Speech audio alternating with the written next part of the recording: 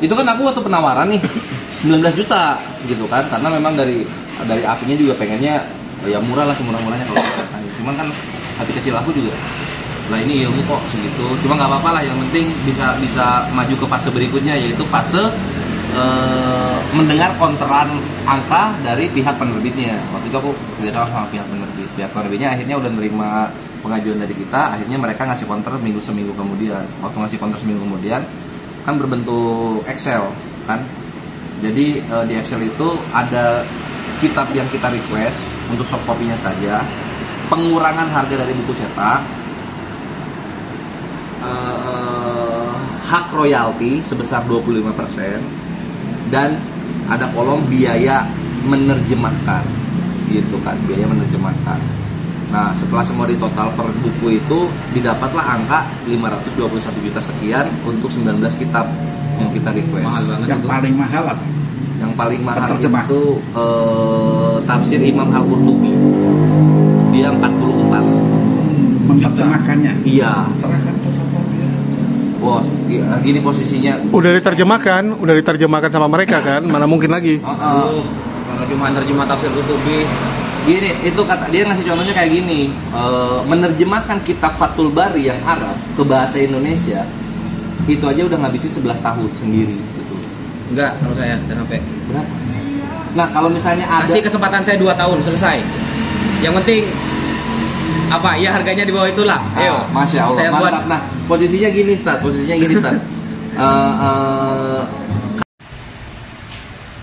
Ada penampakan.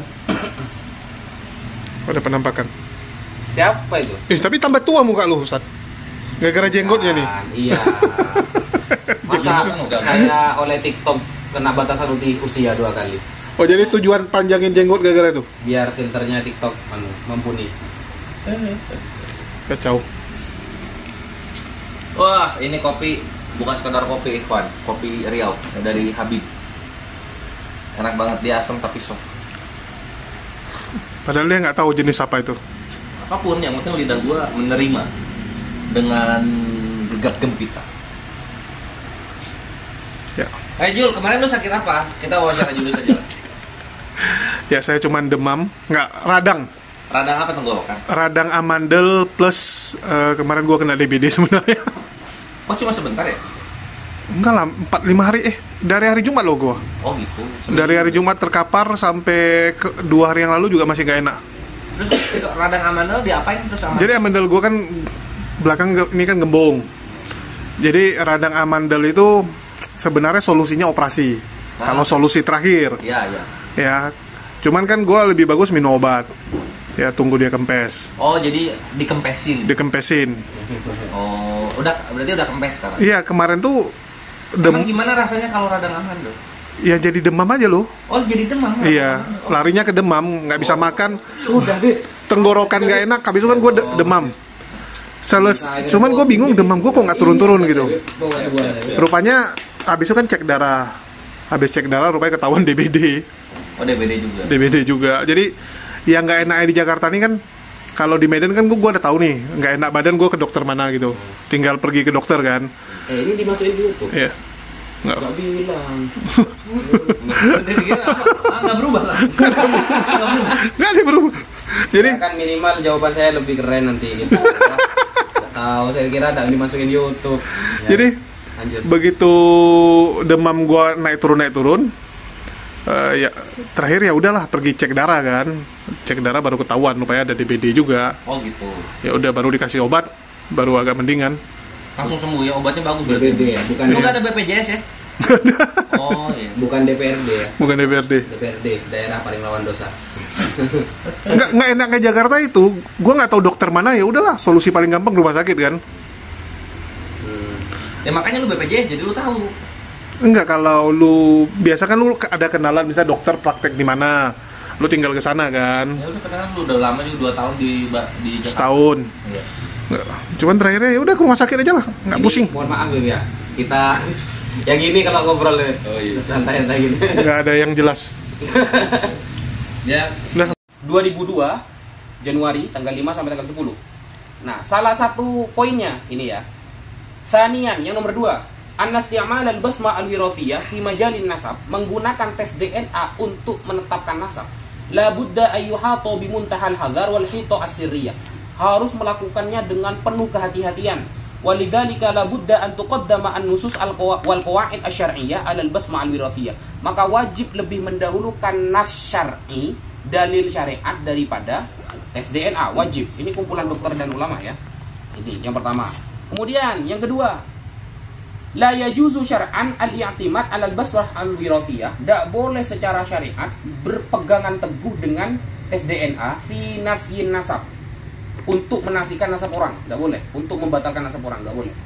Wala yajuzu taqdimuha 'ala li'an, dan tidak boleh lebih mendahulukan tes DNA daripada li'an. Li'an ini menafikan nasab dengan menggunakan teori fikih. Itu yang muktabar, yang dianggap, yang dipakai sama para ulama. Tes DNA tidak pernah dipakai sama para ulama.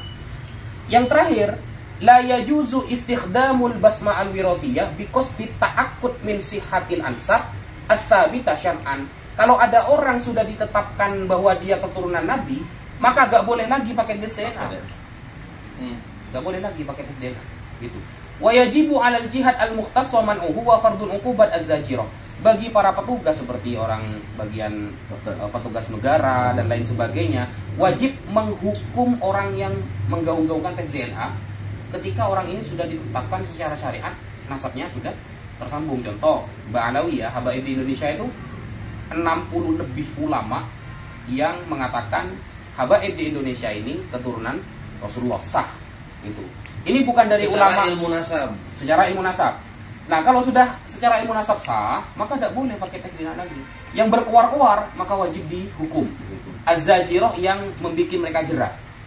Nah, li'anna fi dzalikal man'i himayatan li'aradin nas wa sawnan li'ansabil. Karena menggaung-gaungkan tes DNA itu padahal nasabnya sudah terbukti sahih, itu sama dengan mencaci harga diri orang. Kan kita tidak boleh kan menuduh orang zina ya. Kita nggak punya bukti, nggak punya saksi, maka yang menuduh kan harus dicambuk 80 kali.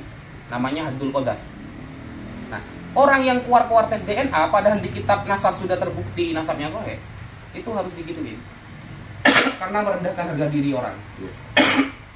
Ini kumpulan dokter dan ulama. Iya. Nah, sekarang posisinya bagi yang awam itu gini, Ustaz. Memang udah pernah ada yang di tes DNA dan terbukti enggak gitu? Atau gimana? Kenapa orang-orang itu menggaungkan tes DNA? Nah, begini. Ternyata yang mereka keluarkan dari Wali Songo, yang tes DNA ternyata juga ada berhologram J1. Banyak yang Mongol ya. Kalau hologramnya O kan Mongol berarti kan. Yang dari keturunan Wali Songo juga O juga. Nah, itu kan diakui memang oleh semua pihak bahwa tes DNA itu yang salah satu yang dapat mempengaruhi adalah makanan. Kita hidup di tropis atau Timur Tengah ya. Jadi kalau orang meskipun asli orang Arab, kalau bertahun-tahun ada di Indonesia, di tes DNA nya berubah juga nanti. Itu dia. Kan makanya kan tidak pasti kan, bukan ilmu pasti kan gitu. Tes DNA itu kata para dokter, para ulama, hanya bisa digunakan contoh. Ada anak hilang. Iya. Anak ditemukan ya. Betul. Ini anaknya siapa? Tes DNA. Oh, ini hologramnya lebih mengarah ke sana. Nah, anak kecil kan belum terkontaminasi protein apa ya. Murni masih. Atau saya punya anak, ada orang Arab punya anak, ditaruh di tempat yang sama, ketuker nih. Ya. Ketuker, ini yang mana anak saya ini? Nah, itu bisa tes DNA. Gitu. Ini orang goblok tes DNA. Nah, iya itu dia. Ya berarti nggak, jadi apa ya, kita nggak perlu jauh-jauh ke ilmu nasabnya. Kita bantai pakai ilmu tes DNA-nya aja udah kena dia ini sebenarnya. Tidak bisa memang. Iya. Udah kena sebenarnya. Orang Arab asli dari kecil sampai umur 50 tahun orang di Indonesia dites. Kan terpengaruh dengan protein dan cuaca kan? Iya. Ganti hologramnya. Kalau bumi ini, Pak. Iya. Contoh gini lah. Kalau misalnya kakeknya si Imadudin masih hidup, suruh tes DNA kakeknya. Nah, tuh. Contoh nanti kalau misalnya dapatnya dia orang Eskimo, terima ya bukan pribumi Indonesia gitu loh. Dan susahnya Mas Kores, mereka yang berkuar-kuar tes DNA, mereka kan meyakini kalau Wali Songo orang Arab. Mereka selalu mengatakan bahwa Alawi ini imigran Yaman. Loh, Wali Songo imigran juga loh. Wali Songo Alawi. Bukan. Tidak semua ya, tidak semua. Ada, tapi keturunan Timur Tengah kan? Iya. Ya kan imigran juga. Bahkan kalau kita lihat di website-website resmi Mas Kores ya, Indonesia ini yang murni pribumi itu siapa? Sunda.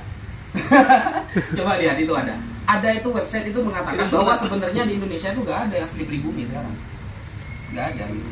Iya. Semuanya imigran. Imigran Irak. Dia Nabi Ibrahim.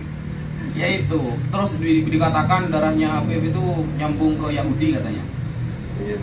Nyambung ke Jadi Yahudi. itu ini Ustaz ya. Setelah kedua Ya. Yang dibilang dari darah Yahudi itu dia ngambil dari Tes DNA. tes DNA. Darahnya Yahudi katanya. Lah kalau ginilah, sebenarnya ya dia mengarah ke Yahudi itu ya blunder juga. Karena kenapa? Yahuda bin Yakub bin Ishak bin Ibrahim alaihissalam. Ya. Kan gitu kan ya. Kalau memang mau tapi arahnya mereka bukan ke sana Mas Kores. Seolah-olah Habaib ini orang kafir yang menyerang Islam kan gitu keturunannya kan. Mau dikatakan seperti itu. Pakai tes DNA. Nah, ini yang gabrul mereka itu. Gabrul sebenarnya. Enggak ilmiah sama sekali. Iya. Ya ilmiah. Kalau dia mau mengatakan Habaib ini Yahudi, ada itu lagi Mas Kores. Kan di kalangan Habaib itu kan tidak boleh menikah kecuali sama-sama Habaib. Alasannya kan simpel. Takut putus keturunannya. Kan itu saja alasannya kan. Iya. Mereka menambah-nambahi. Kenapa? Karena di tradisi Yahudi itu juga tidak boleh nikah campur katanya. Ini nggak pernah baca kitab orang Yahudi itu kalau ketemu apologet Islam, api selesai itu meskipun Imaduddin itu. Sini lu kursus dulu. Kursus dulu. Kamu tahu nggak seperti apa kitab Yahudi? Kamu tahu kitabnya Famot? Tahu nggak kamu? Atau Barahot? Tahu nggak? Barahot. Diam udah. Kalau nggak tahu diam ya. Jangan Iya, sombong. dan susah tahu gitu. Padahal kalau di dalam kalau kita lihat di Kejadian ya, kita patah Yahudi, salah satunya kan kenapa di keturunan Lewi itu kok tidak boleh nikah campur karena banyak dulu itu yang menyembah Terpengaruh. dewa. Menyembah dewa kan di Kejadian kan ya. Sehingga keturunan Lewi ini kan anaknya Nabi Yakub, berarti kan Bani Israel juga. Iya. Nah, kenapa kok tidak boleh nikah campur? Karena banyak orang-orang dulu yang menyembah dewa. Jadi Lewi ini harus jadi orang-orang besar. Menurunkan dari Lewi ini Nabi Musa, Nabi Harun. Jadi gak boleh nikah campur untuk memurnikan ajaran tauhid, hanya menyembah kepada Allah. Para habaib tidak boleh nikah campur karena takut keturunannya putus. Iya. Nah, dari konsep aja beda. Dan tapi konsepnya sama-sama bagus. Yang satu menjaga keturunan agar keturunan Rasulullah tetap terjaga, yang satu agar orang nggak mau menyembah kepada selain Allah. Nah, seolah-olah di framing Yahudi mirip Yahudi, kafir itu. Kitab Yahudi nggak tahu gimana cara bacanya, mereka sok-sokan. Pret, kata saya. Tapi kalau di Kesultanan Banten banyak yang ada yang terputus atau enggak kan? Dari turunan Wali Songonya itu maksudnya. Kesultanan Sunan Gunung Jati itu karena dulunya sultan. Jadi nasabnya itu tertulis rapi memang. Kan kalau orang kaya memang dulu kan Iya. kerajaan ya. Kerajaan. Mereka punya ini Iya, juru tulis. Makanya termasuk yang paling rapi itu Sunan Gunung Jati, Syarif Hidayatullah. Tapi di kitab-kitab nasab abad kebelakangan ini ya, memang sama-sama ke Azmat Khan. Azmat Khan berarti ya sama-sama ke Ba'alawi. Dan kemarin waktu kita debat dasar itu, Beb, keluarga Kesultanan Banten banyak yang setuju kok.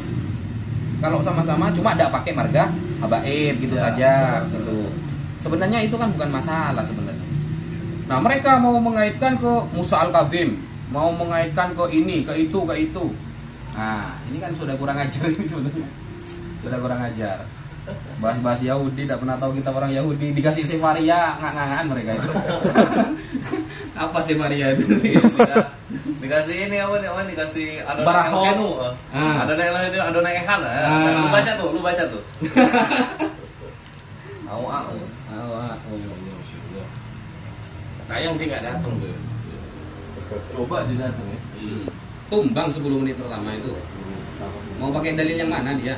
Dia memang Udah dititipin katanya kan, dititipin. Ada yang ini ternyata ya Memperingatkan. Ilmiah begitu saja. Iya. Bantainya secara ilmiah. Secara ilmiah. Kalau secara akidah Kalau akidah mereka kan sudah oplosan, Pak. Oplosan. Kitabnya yang dipakai kitab orang Wahabi, kitab orang Syiah. Gak ada yang sunnah yang dipakai. Kalau tidak bicara awamnya ini percaya surga, kalau percaya naruh jahanam. Nah, iya. Bener. Aduh. Jadi secara tidak langsung mereka itu sudah berpindah akidah. Iya. Imam Ibnu Hajar, As-Samarqandi, As-Sakhawi, Syekh Murtado Az-Zabidi, ulama Ahlussunnah semua mengatakan Ba'alawi nasabnya sahih. Mereka malah pakai kitab-kitab yang nemu di pinggir jalan, nemu di Google. Itu pun penulisnya nggak ketemu. Apakah dia ahli nasab atau tidak? Nggak tahu juga itu websitenya WordPress nggak? Atau .com kan? Padahal ya, apa namanya itu? Keturunan Ba'alawi dari Jamalul Lail contohnya. Yang jadi mufti di Mekah Madinah itu banyak. Nggak ada tuh yang apa namanya itu ngorek-ngorek nasabnya gitu loh. Mufti itu kan Mas Kores. Kalau di kita itu ulama yang ahli dah dalam fatwa ya. Yang jabatannya jadi para penfatwa mufti itu di Mekah Madinah dari keturunan Ba'alawi banyak gitu. Dan tidak ada sampai sekarang yang mengkotak-atik nasabnya itu. Kalau memang mau bicara oknum, jangankan habaib, semua orang ada oknumnya. Jadi kalau ada habaib salah gitu, lalu disamaratakan sampai nasab-nasabnya, ya gak gitu juga konsepnya gitu. Iya, terlalu apa ya? Itu mah kekanak-kanakan jatuhnya. Semenjak siapa Buya Dimyati fatwa Kabang itu baru kenal Iwan Bidin keluaran. Oh, Bidin yang habaib masuk baca Habib Bahar. 10.000. Ya. Iya. Ada tuh dulu tuh. Nah, terus gak lama Iwan Bidin itu kan. Imam Zubair tuh kurang alim gimana? Dauhnya beliau apa? Imam Zubair mengatakan para habaib yang nakal itu seperti Al-Quran yang sobek, tetap kita hormati, tapi tetap kita ingkari kesalahannya, tapi tetap dihormati. Imam Zubair kan gurunya Gus Baha. Gus Baha kayak gitu alimnya. Sidogiri, ayo. Sidogiri itu tempatnya orang alim. Keluarannya seperti Ustadz Idrus Romli yang disebut singa Aswaja itu. Wahabi mana yang gak kenal sama beliau? Ada salah satu fans beliau tuh. Itu belum sering ketemu tapi selalu lihat YouTube-nya, live-nya. bener. Ngomongnya santai tadi ya. Mantap. Sampai kabur di Wahabi. Debat film Ini aja pernah juga kan sama siapa mantan Menteri Agama? Haji Surak ya. Oh Surak, iya. Kan? Bener. Tapi kalau itu apa pernah ketemu yang di itu yang di Kediri? Siapa? Siapa tuh yang punya kitab tebal membatalkan nasab Ba'alawi? Aduh. Oh, ini pemain Itu baru. Pemain baru berarti ya? Pemain baru berarti. Pemain baru berarti. Emang barengan ini. Ya sebenarnya pemain baru itu nyerangnya Pak. Lebih ke oknum-oknum Habib. Ya sebenarnya kalau kita mau main oknum-oknuman bisa sebenarnya. Cuma kan tujuan kita bukan ke oknum. Ya. Kita itu tujuannya ilmu nasab yang dibahas. Kalau mau mencari oknum, waduh, agama apapun, keturunannya siapapun ada oknumnya. Putranya Nabi Nuh saja kan Anda beriman. Iya. Begitu. Kalau yang nggak dibahas oknum, Iya. ya semuanya ada oknumnya kalau dibahas. Iya. Mereka ketika nasab sudah mulai Jelas. ya sudah mulai terang, Iya. lari ke kelakuan para habaib oknum, nanti lari lagi ke tes DNA, lari lagi. Itu kalau udah apa lari dari tapi udah kalah itu sebenarnya. Iya, itu kalau main Nggak catur usah itu, dilanjut itu. andai kan main catur, dia itu sisa raja. Udah keluar papan. Bingung. Keluar papan dia. Sudah keluar apa? Enggak panggil kuda. Iya. Ditendang lah. Iya, ya cuma di luar saja kayak Allah gimana itu tuh. Itulah di TikTok kan serasa berilmu, punya kuasa, hebat keilmuannya. Ketemu di depan kan aduh ini namanya. Ada yang lucu Mas Kores. Apa ya? Ada ngaku mimpi Nabi. Salamkan kepada umat bahwa Ba'alawi ini nasabnya tidak putus ya, tidak soheh. Dan sampaikan kepada umat bahwa Ba'alawi ini bukan keturunan Rasulullah, ada mimpi Rasulullah seperti itu. Ya orangnya Mas Kores ya, dari tampangnya saja kita sudah tidak percaya sebenarnya. Dari cara ngomongnya sudah gak ilmiah. Pakai mubahalah dia Mas Kores. Mubahalahnya cabang pribadi, gak ikut aturan fikih. Iya. Langsung gitu bawa Quran. Cabang pribadi. Ini mubahalah aturan fikih yang mana kata saya ini? Nah itu mimpi Rasulullah. Satunya mimpi Nabi Khidir. Tahu kan? Iya. Ya, Ini Fuad kan, Fuad nggak bisa baca Quran ya? nggak bisa. Bukan kata saya, kata Tengku Muda Gori. Orangnya jarang sholat katanya. Baca Quran aja nggak bisa. Satu kolam. Satu kolam. Ini apa jadi setelah menggeluti kelakuan para badut ini tuh apa tujuan mereka? Kelihatan nggak tujuannya? Apa kira-kira tuh? Mereka framing ini nih apa gitu tuh? Tujuannya mereka itu sebenarnya sudah dinubuatkan oleh Rasulullah SAW. Jadi nubuatan Rasulullah ini kan pasti benar kan? Bahwa kehancuran Islam itu bukan dari orang kafir, dari orang dalamnya sendiri. Orang-orang yang gabrul-gabrul ini. Nah, makanya kata Rasulullah, inna ummati lan tajtami ala dhalalah. Umatku tidak akan pernah bersepakat kepada kesesatan. Tidak mungkin umatku itu langsung sepakat kepada kesesatan, tidak mungkin kata Rasulullah. Rasulullah kalau ngomong kan pasti benar loh. Wa yadullah 'alal jamaah. Pertolongan Allah itu ada di jamaah, mayoritas ulama. Sampai Rasulullah mengatakan fa idza ra'aitum ikhtilafan katsira fa 'alaikum bisawadil 'azam. Kalau kalian melihat perpecahan yang sangat banyak, pilihlah mayoritas ulama. Nah, kita lihat sekarang mayoritas ulama mengisbat Ba'alawi. Ya. Ulama Wahabi, ulama sempalan pinggiran itu yang kata mereka wow itu menafikan atau tidak mengatakan habaib itu putus, bukan keturunan Rasulullah. Ya itu sebenarnya dari sabda Rasulullah sudah jelas sebenarnya. Sudah jelas. Ya itulah apa ya. Tapi ya kalau gak ada mereka agak rame juga gitu. Iya. Jadi memang harus ada yang jadi apa? Badut. Jadi badut. Biar ada kerja. Dan cara menghormati badut itu dengan tepuk tangan. Iya, dan tepuk tangan dan tertawa. Dan tertawa.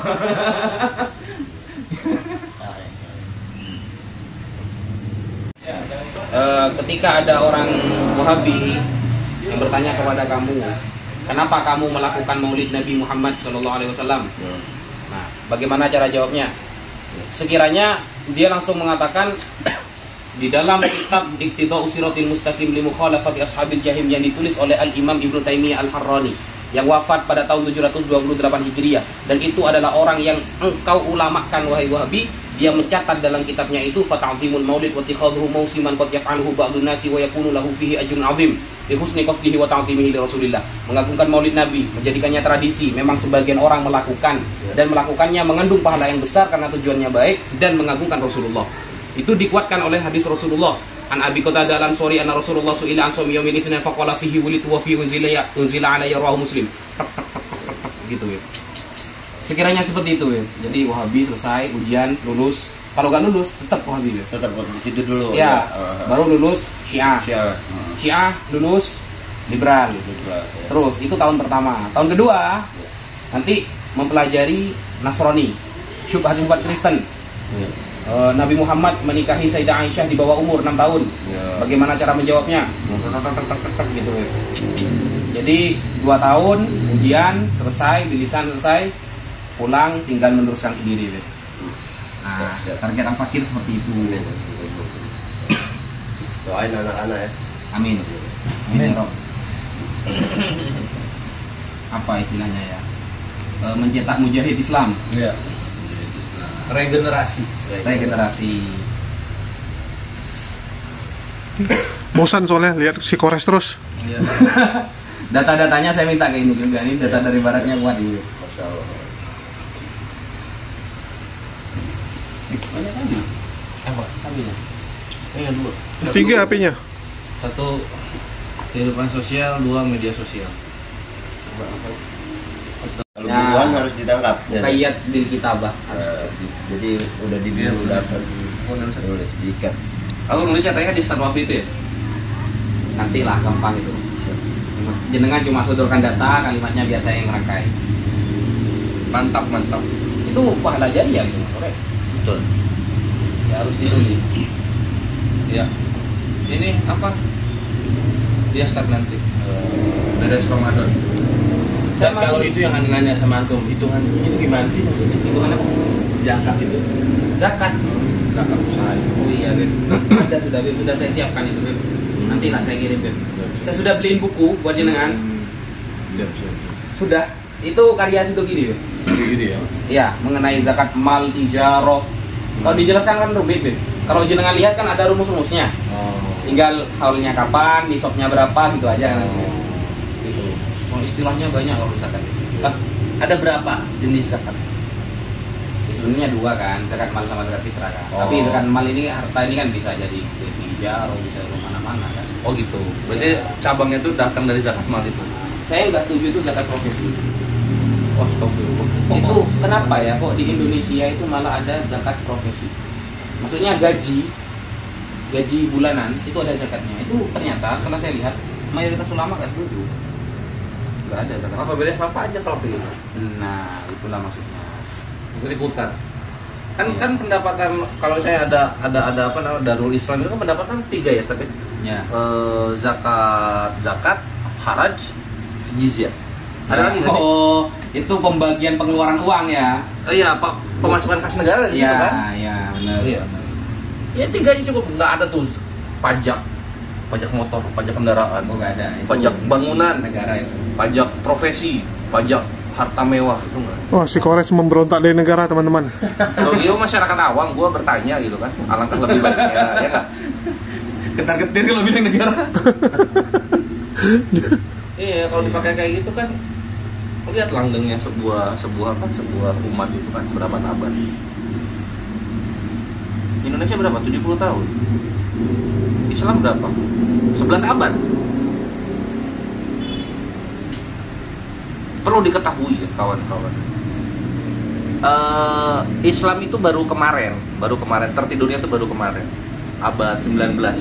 20. Iya, abad 20 deh, abad 20. Jadi baru banget. Itu kan sayang banget. Ya, karena dia adu domba. Ya, kata Rasulullah itu yang menghancurkan Islam itu bukan orang kafir. Tidak bisa orang kafir menghancurkan Islam. Hancurnya Islam dari dalam. Iya, itu benar banget tuh. Pas aku membenarkan hadis tersebut tuh dari data ini, ada nama bukunya sejarawan Australia yang lokusnya itu maksudnya pembelajarannya dia itu mengenai satu wilayah. Nah, wilayah yang dipelajari itu Indonesia. Dia bikin buku namanya Islamisasi Jawa. Di buku tersebut MC Request menuliskan di halaman 247 sampai 248 bahwasanya dia bicara soal agamanya sendiri ya, Kristen berarti. Kristen itu mulai membeludak di Jawa